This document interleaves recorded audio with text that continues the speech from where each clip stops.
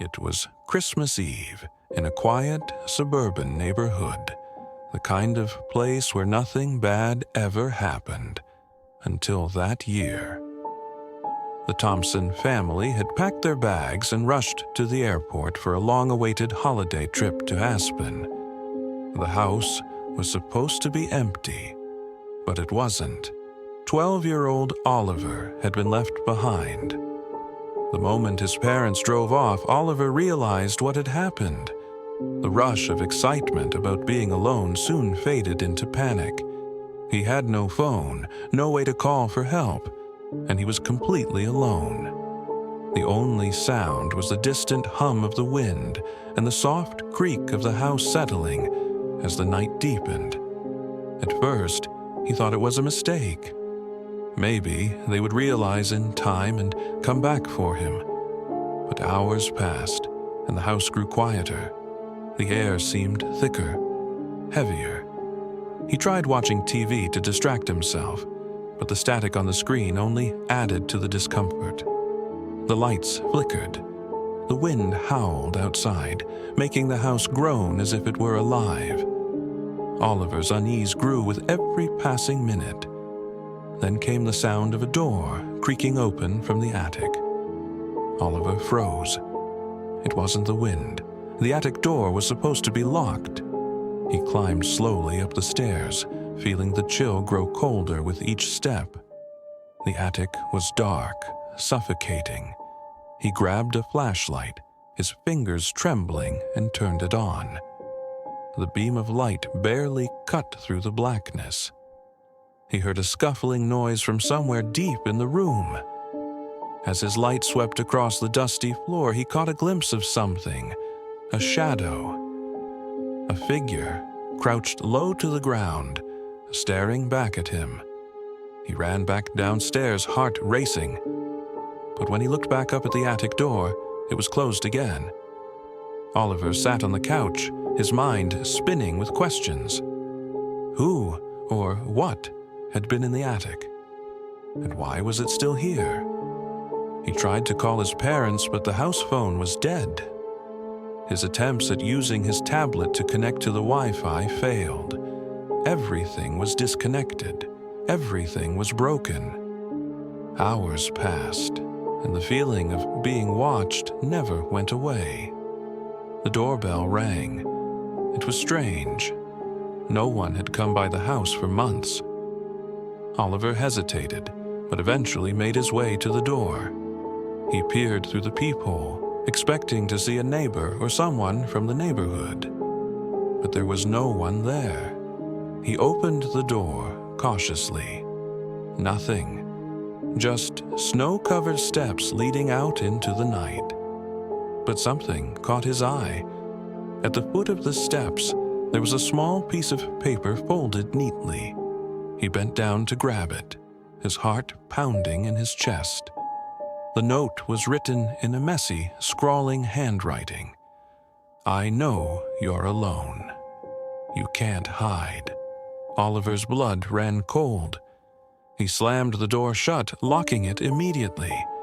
What did that mean? Who knew he was here? As he turned around to check the locks on the other doors, he felt a presence behind him. A cold breath on his neck. He spun around, but no one was there. Just the empty shadows of his own home staring back at him. The hours stretched on. He no longer knew whether it was midnight or dawn. The house was growing darker, even though the power hadn't gone out.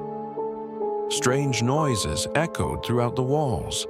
The whispers seemed to come from nowhere, just barely audible murmurs, like someone was standing just out of sight. Suddenly, the lights flickered again and then went out completely. The darkness was overwhelming. Oliver stood frozen in place, the flashlight now his only guide. He knew the house was old, but it had never felt this alive before. He could hear faint footsteps above him in the attic. Not the sound of someone moving. It was more like someone pacing, taking slow, deliberate steps back and forth. He tried to move towards the stairs, but the floor beneath him creaked loudly. The sound echoed through the entire house. Oliver felt a chill rush through him. He wasn't alone. Not anymore. The attic door swung open once more. This time, he didn't hesitate. He grabbed the broomstick from the hallway closet and crept slowly toward the stairs. His breath was shallow, his heart pounding so loudly he was sure it could be heard. He tiptoed to the door, and just as he reached out to touch the handle, he felt someone, grab his wrist from behind. He screamed, but no sound came out. The grip tightened, pulling him back towards the darkness. A whisper in his ear, "You should have never been left behind."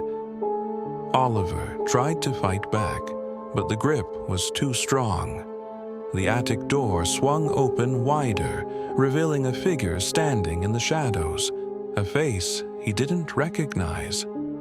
But there was something horribly familiar about it. It was like staring into the face of something he'd been running from his whole life, something that had been waiting for this moment.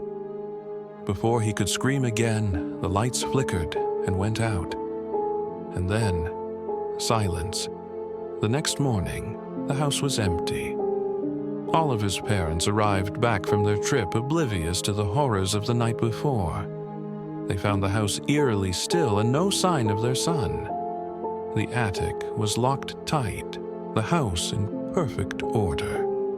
It was as if nothing had ever happened. But when they opened the door to Oliver's room, they found something they hadn't expected. A note, written in Oliver's handwriting. "I'm sorry, I couldn't hide, I couldn't get away." And as they read the note, the lights flickered once more.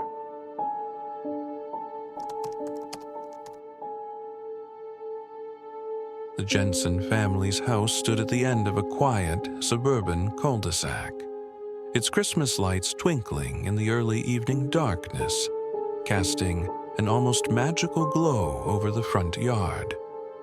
Inside, the scent of fresh pine mixed with the faint aroma of cookies baking in the oven.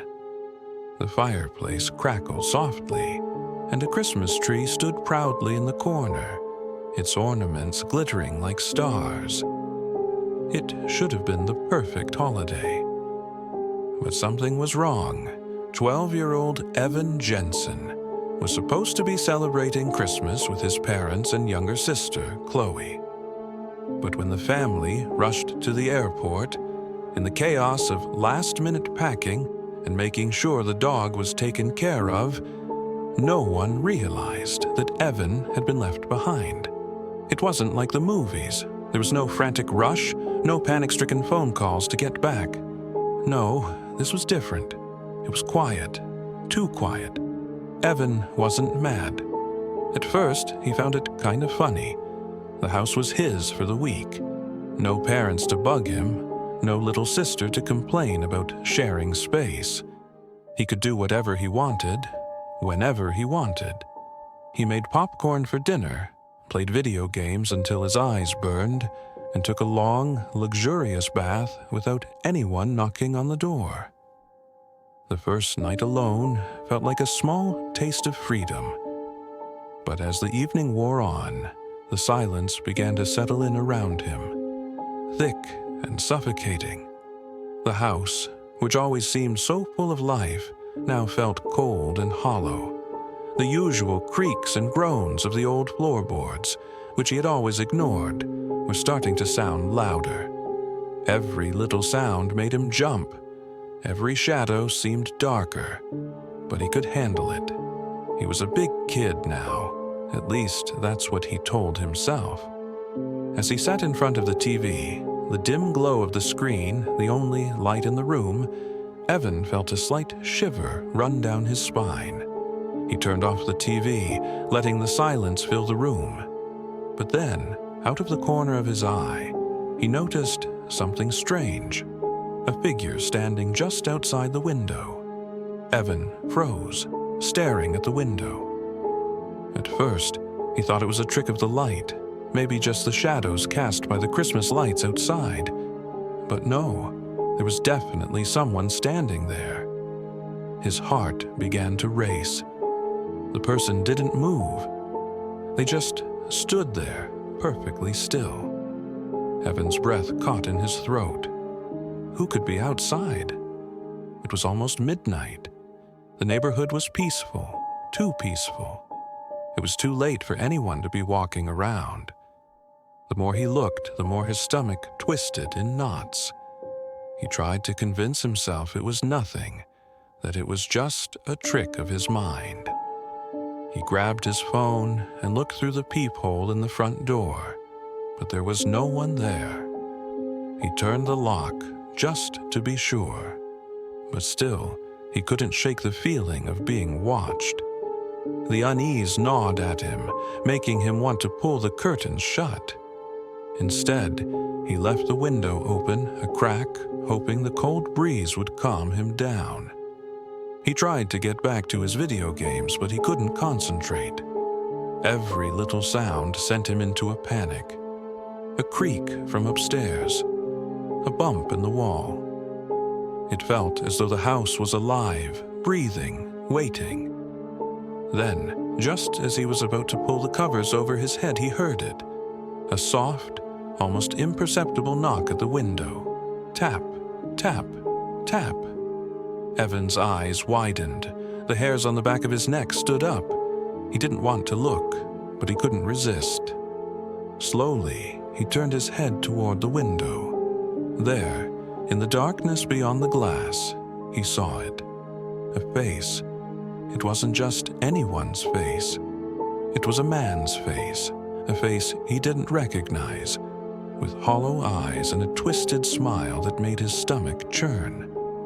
The man's breath fogged up the glass, and Evan could see his fingers press against the window, as though he were trying to climb inside. Evan leaped to his feet, heart pounding. The man was still there. But when Evan looked again, the man was gone. The window was empty, the darkness beyond it unbroken.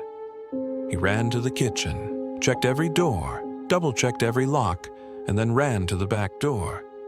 Everything was locked. There was no way anyone could have gotten in. Still, Evan couldn't shake the feeling that something was wrong. The man hadn't just disappeared, had he? It was too sudden, too strange. He hadn't heard a car pull up. He hadn't seen anyone walking around. He had been alone. He grabbed his phone and called his mom, but the call went straight to voicemail. He tried calling again. Nothing. He sent a quick text to Chloe asking if she was okay. No response. His stomach turned. He tried to convince himself that it was just his imagination playing tricks on him. The house was big, old, creaky. Maybe it was a raccoon outside or just the wind. But no, this wasn't normal. He wasn't being paranoid. There was something or someone out there. The house felt colder now, and the shadows seemed to grow longer. The clock on the wall ticked, each second echoing in the silence. Then there was a noise from upstairs. The unmistakable sound of footsteps, slow and deliberate. Someone walking across the floorboards. Someone was up there, in his parents' room. Evan's heart raced. He grabbed a broom from the corner of the hallway, the handle cold against his palms. He knew it was foolish to confront whoever was upstairs, but he didn't know what else to do. With his breath shallow and quick, he crept up the stairs, clutching the broom like it was some kind of weapon. The footsteps continued, slowly dragging across the floor, as if the person didn't care if Evan heard them.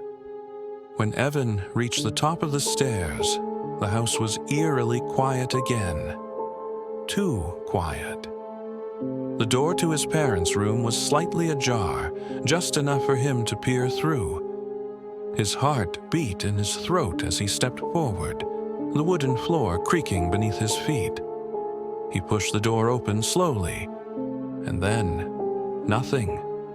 The room was empty. Everything was in its place.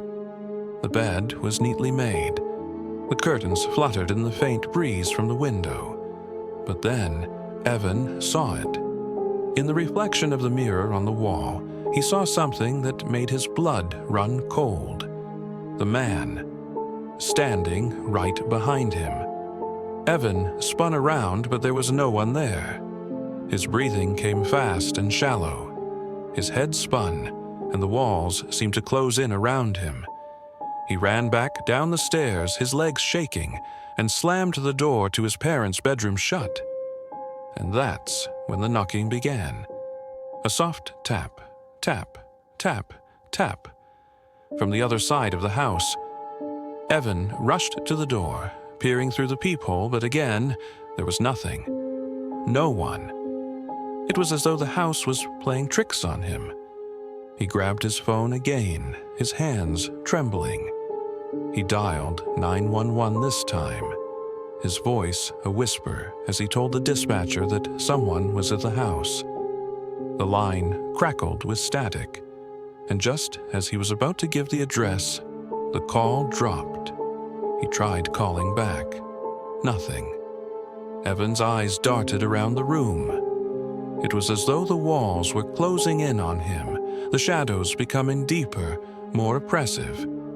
Then there was another knock, but this time it wasn't soft. It was louder, thundering. Evan ran to the back door. He tried to open it, but it was locked. He fumbled for the keys, but his hands were shaking too much. The knocking was relentless, growing louder, each thud vibrating through the house. And then, the voice. Software. Whispers, just at the edge of hearing. "I told you, you're not alone." Evan's heart dropped into his stomach. The door burst open with a force that rattled the walls. And standing in the doorway was the man. His hollow eyes stared right through Evan, a twisted smile crawling across his lips. Evan's mind raced. He ran for the back door, finally wrenching it open. The cold night air hit his face, and he didn't stop running. He didn't stop until he reached the neighbor's house. The police arrived shortly after, but by then, the man was gone. They found nothing in the house, no signs of forced entry, no footprints in the snow outside, nothing that could explain what had happened. The windows were locked, the doors sealed. But there was one thing they couldn't explain. Written on the fogged-up window in the kitchen was a message. "See you tonight."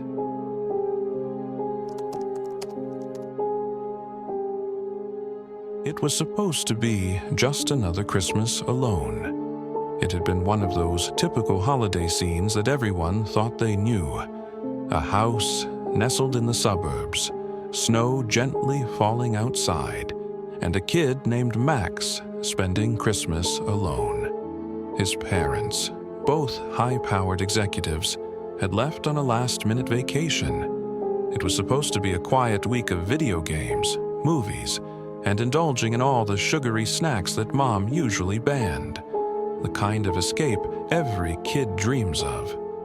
But Max had no idea how quickly that perfect scenario would turn into a nightmare. When his parents left, they had warned him to lock all the doors and windows, and to be careful. Max, rolling his eyes, had dismissed it as just another one of those "don't do anything dumb" speeches. Little did he know this time, their advice would have been a warning. On the first night, everything seemed normal. Max stayed up late, watching Christmas classics, with the soft glow of the tree lights giving the house a warm, cozy feeling. But around 2 a.m., he thought he heard a faint scratching sound coming from the walls. He froze, dismissing it as the house settling. But then it came again, a light scraping noise like something or someone was moving inside the walls. Max brushed it off, deciding it was just his imagination. It wasn't until the next night that he heard it again. This time, the sound was louder, almost deliberate. He got up and crept toward the source of the noise, the closet in the hallway. He pressed his ear to the wall, and the scratching stopped. Max's heart pounded as he backed away, feeling an unease that he couldn't explain. It wasn't just the walls that started to feel strange. Every night, he noticed little things out of place. A window left open, his favorite candy bar gone, a single muddy footprint in the hallway. But no one was supposed to be there. He was alone. Max tried to tell himself it was just a dream, but the strange events kept escalating. On the fourth night, he was woken by a loud thud coming from the basement. His heart raced as he grabbed his flashlight and tiptoed down the stairs. The house was pitch black, save for the beam of light from his flashlight. He checked every room, the living room, kitchen, and the basement door. It was locked. But as he turned to leave, he saw it. A faint shadow moving on the basement stairs. He could barely make out the shape, but it was definitely someone hiding in the basement. Max's pulse quickened as he darted upstairs, locked the doors, and turned on every light. The next morning, Max called his parents in a panic, but there was no answer. His calls went straight to voicemail. Frantic, he called his best friend Sarah, but she too was unreachable. The feeling of being trapped started to settle over him. Who or what was in his house? And how did they get in? That night, Max stayed awake, clutching a baseball bat in his bed, waiting for whatever was lurking in the house. He barely slept, but the next day, the unease faded a little. It seemed like the scratching noises were gone. There were no signs of any intruder. He dared to think that maybe it was just his mind playing tricks. But then, at dusk, he found a note tucked into his pillow. "I know you're awake, Max. You can't hide forever." It was written in messy, almost childlike handwriting, but Max knew it wasn't his own, and it had been placed there while he was awake. There was no way it had come from anyone but someone in the house. Max decided he needed to confront whatever was haunting his home. Armed with his flashlight, he crept into the attic, hoping to find some answers. The dust in the attic was thick, and the air smelled stale. But what caught his attention was a series of strange markings on the walls, symbols scribbled hastily. They weren't drawn in any order he could understand. The floorboards creaked under his weight as he moved deeper into the attic. Suddenly, he heard a faint whisper behind him. Max ... He spun around, but the attic was empty. His breathing became shallow, and his grip on the flashlight tightened. It wasn't until he was nearly out of the attic that he saw something. A figure standing in the corner. A tall, thin person, dressed in dark clothing, their face obscured by a hood. Max bolted from the attic, his heart racing, and locked the door behind him. It wasn't until he was back in his room, panting and sweating, that he realized the worst part. The person in the attic hadn't been a stranger. The figure was wearing his father's coat. The next morning, the house was eerily quiet. There were no signs of the intruder, but Max knew the person was still there. Desperately, he searched every room, but found nothing. His only clue was the family portrait hanging in the hallway. The photo that had always been in the living room had somehow been moved. And when Max stared at it, he realized something was wrong. In the reflection of the glass, he saw the figure from the attic standing just behind him. Max screamed. Hours later, when the police arrived, the house was empty. Not a single trace of anyone remained.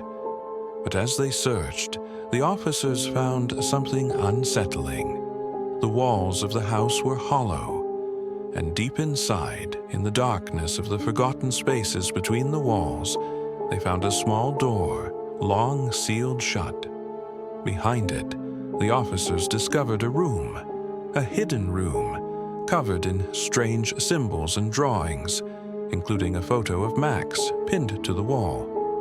No one knew who had been in the walls of Max's home, but the last thing they found was a single message, written in the same messy handwriting. "You were never alone, Max."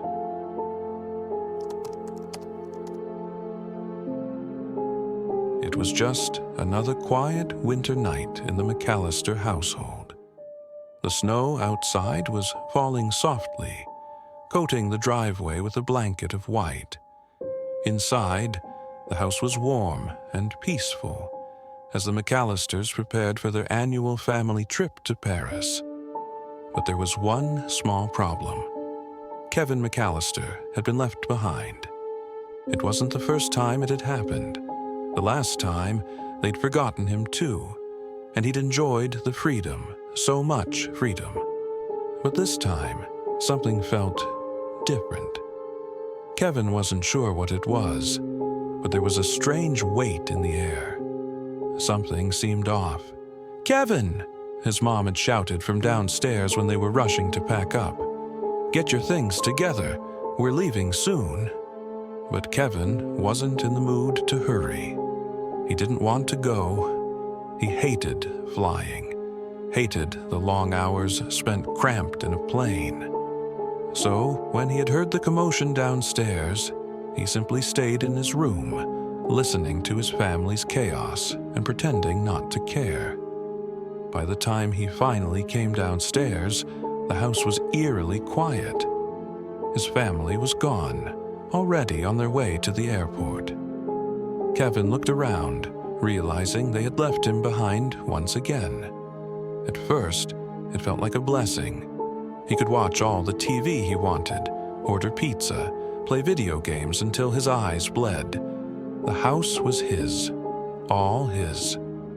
He spent the evening relaxing, eating snacks, and watching movies in the living room. But as the night wore on, he couldn't shake the feeling that something wasn't quite right.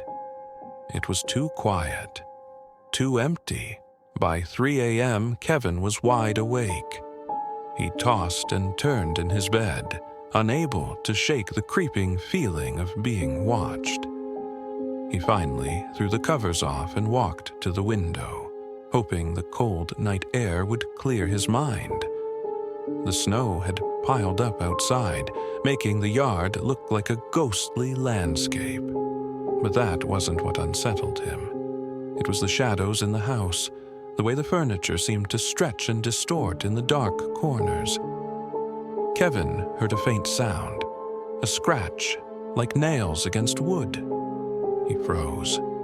His pulse quickened. At first, he thought it was the house settling. Houses made noises all the time, right? But this wasn't a house settling. This was something deliberate. Someone was moving around downstairs. He grabbed his flashlight and slowly crept down the stairs. Every step creaked beneath his weight. As he reached the bottom, he heard it again, scratching. But this time, it was closer, like someone was inside the living room right around the corner. Kevin's heart hammered in his chest. "Hello," he called out, his voice shaky but loud. No response. He slowly moved closer to the living room where the scratching sound was now accompanied by a soft, almost imperceptible humming. The air in the house felt thick, suffocating.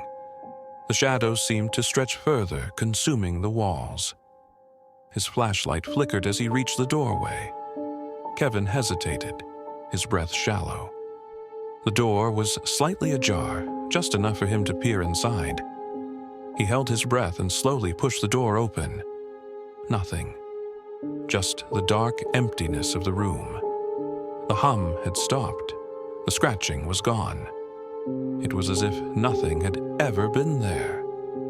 Kevin stood frozen in the doorway for a moment, staring into the dark room. His eyes darted around, searching for any sign of movement. But there was nothing. A cold breeze suddenly swept through the room, making the hairs on the back of his neck stand up. He turned and quickly closed the door, his mind racing. "Maybe I'm just tired," he muttered to himself. But deep down, he knew something wasn't right. Kevin spent the rest of the night sitting on the couch watching TV and trying to push the strange feeling out of his mind. But it wouldn't go away. The silence in the house felt oppressive, like something was lurking just beyond his vision. He couldn't shake the feeling that someone, or something, was watching him. The second night. The next day, Kevin tried to forget about the incident. After all, it had probably just been his imagination, right? He was alone in the house, with no one to talk to, so maybe his mind was playing tricks on him. But as night fell again, the feeling of unease returned. This time, it was worse. He couldn't ignore the noise anymore. At 2:45 a.m., Kevin was awakened by a loud bang. He shot up in bed, his heart racing. It had come from downstairs, right beneath his room. Kevin tried to calm himself. It was probably just the house settling. Houses made all kinds of noises, especially at night. But something told him to check. He grabbed the same flashlight, feeling it cool in his hand, and moved quietly down the stairs. Every step seemed amplified in the eerie silence. His breath came in short, ragged bursts. As he reached the bottom of the stairs, he heard it again, the bang. But this time, there was something else, something that made Kevin's blood run cold.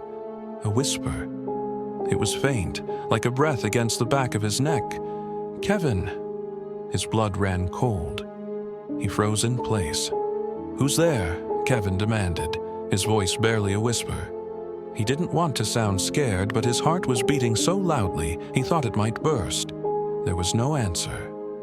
Kevin slowly turned, his flashlight sweeping the room. The beam of light landed on the door to the basement. It was open. Kevin hadn't left it that way. He was sure of it. Slowly, he moved toward the door, his mind racing. The air grew colder, and the shadows seemed to stretch out, as though they were reaching for him.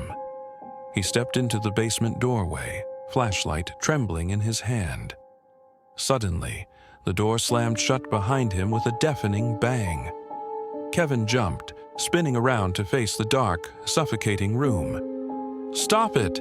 This isn't funny!" he yelled, his voice cracking with fear. But no one answered. A low chuckle echoed through the basement, the sound distorted and hollow. Kevin's breath caught in his throat. He felt the temperature drop even further, and then, just as quickly as it had started, the laughter stopped. A figure emerged from the shadows. It was tall, thin, with long, pale fingers reaching out of a tattered cloak. Its face was obscured by darkness, but Kevin could feel its eyes burning into him. "You shouldn't have stayed," the figure rasped. Its voice was low and guttural, sending a chill through Kevin's spine. Kevin's mind raced. He had to get out of here. He couldn't stay in this house alone any longer. The final night, Kevin locked every door, every window, every possible exit. He set up traps, just like he had done before. Only this time, they weren't just for burglars. The house felt like a prison. Every creak of the floorboards, every shift in the air made him jump. He couldn't sleep. Not anymore. The final night came without warning. The shadows in the house grew longer, darker. Kevin had no idea what to expect, but he knew this wasn't going to end well. Suddenly, the doorbell rang. Kevin froze. Who could be at the door? It was the middle of the night. He slowly approached the front door, his heart pounding. Through the peephole, he saw nothing, just the empty, snow-covered yard. But as he stepped back from the door, something caught his eye, a figure standing at the edge of the yard. It was the same figure from the basement. Kevin stepped back, fear gripping him. The door handle rattled, then twisted. "Let me in, Kevin," a voice whispered from outside. Kevin stumbled back, his mind spinning. The house wasn't safe anymore. There was no escaping the thing that had followed him here. And then, as the door creaked open, Kevin understood the truth. It wasn't just the house that was haunted. It was him. The thing in the shadows had always been there. Always. And now, it was coming for him.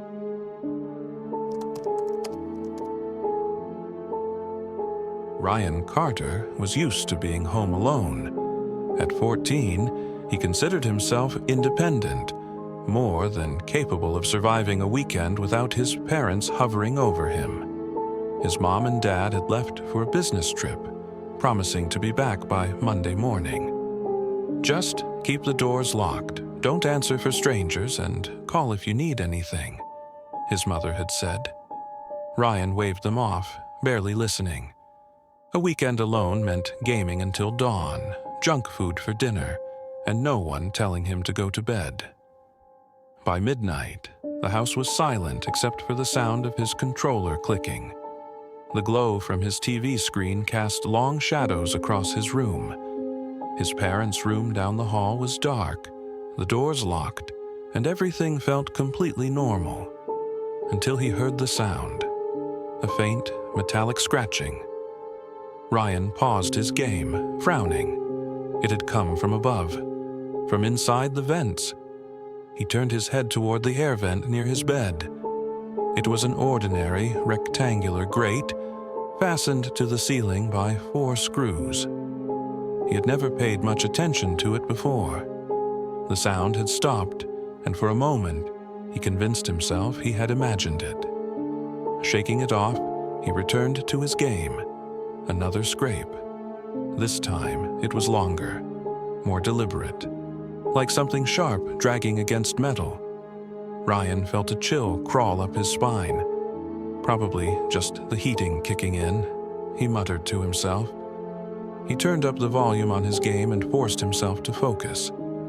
But even over the sound of gunfire and explosions from his screen, he couldn't shake the feeling that he was being watched. That night, he slept with his blankets pulled up to his chin, listening to the silence above him. The next day, Ryan decided to check the vent. It was a dumb idea, he knew that. But the sound had been so distinct, so out of place, that he couldn't ignore it. He grabbed a chair from the kitchen and stood on it, reaching up to the grate. It was still bolted shut. But as he ran his fingers along the edge, he noticed something that made his stomach drop. Scratch marks. Around the edges of the vent cover, thin, jagged scratches marred the white paint. Not old, faded marks. Fresh ones. Ryan quickly stepped down, his heart hammering. Maybe a rat had gotten into the vents. That was possible, right? Trying to shake off his unease, he spent the rest of the day watching TV in the living room. But every so often he would glance up at the vents. That night, the noise came again. Louder, closer. A distinct shuffling sound, as if something was moving through the ducts. Ryan lay in bed, staring at the vent above him. His fingers gripped his blanket tightly. His body was frozen, paralyzed by fear. Then the whispering started. At first, he thought it was just the wind outside. But no, the sound was coming from the vent. Soft, hushed, guttural whispers. Ryan's breath hitched. Something was in the vents. Something alive. Slowly, he reached for his phone and turned on the flashlight. He aimed it at the vent, his heart pounding. The whispering stopped, and then something moved behind the grate. A shadow, shifting just beyond the metal slats. Ryan's throat clenched shut. He couldn't move. He couldn't breathe. Then, ever so slowly, the vent cover slid open. Ryan scrambled backward, nearly falling off his bed. The vent swung down, and something long and pale slithered out. A hand, thin, bony, human. Ryan bolted out of his room, slamming the door behind him. His hands shook as he fumbled with his phone, dialing 911. The dispatcher answered, but before he could speak, he heard it. A thump, a soft creak of a door opening upstairs. It wasn't just in the vents anymore. It was inside the house. Ryan ran. He sprinted down the stairs, nearly tripping over his own feet. He made it to the front door, yanking at the lock. The door wouldn't budge. His mind raced. Had he locked it wrong? Had someone tampered with it? Behind him, the sound of bare feet on wood made his stomach lurch. Something was coming down the stairs. Ryan's breathing was ragged. He turned his head ever so slightly and saw a figure standing in the dark. A man, thin, gaunt, wearing tattered, filthy clothes. His limbs were too long, his posture hunched. His eyes gleamed unnaturally in the dim light. And then the man smiled. "You're not supposed to be here," he whispered. Ryan screamed. He yanked harder at the door, finally wrenching it open and stumbling onto the porch. He sprinted barefoot into the street, his lungs burning, screaming for help. Lights turned on in his neighbors' houses. A porch light flickered on across the street. But when Ryan turned back toward his house, the man was gone. The police arrived within minutes. They searched the house, but they found nothing. No signs of forced entry, no footprints, no fingerprints. The attic and crawl spaces were checked. In the air vents, they found something that made Ryan's skin crawl. A nest, an old, tattered sleeping bag, empty food wrappers, water bottles, crumpled notes scrawled with nonsense words. One of them stood out. "I watch you sleep." Ryan never spent another night alone in that house.